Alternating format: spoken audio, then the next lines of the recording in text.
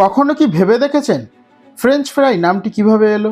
খাবার তো ফরাসি নয়, তাহলে French fry burger, fried chicken, grilled steak এবং ভাজা মাছের সঙ্গে একটি সাইড ডিশ হিসেবে পরিবেশন করা হয়।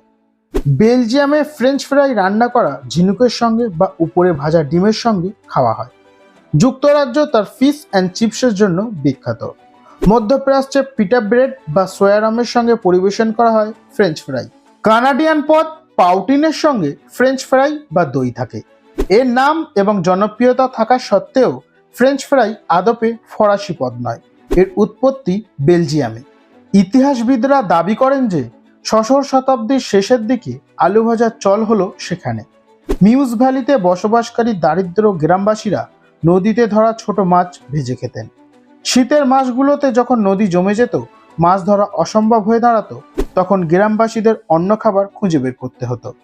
এই সময়ে গ্রামবাসীরা কন্দ জাতীয় উদ্ভিদ যেমন আলু ভাজার দিকে ঝুঁকেছিল, ঠিক যেমন তারা মাছ ভাজা তৈরি করত। সেই জন্যই এই পদে আলু ছোট মাছের আকারে কাটা হয়।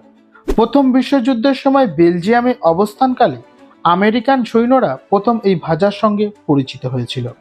ফ্রান্স ফ্রাই বা ফ্রেঞ্চ ফ্রাই এখন বিশ্বের সবচেয়ে জনপ্রিয় খাবারগুলির মধ্যে একটি।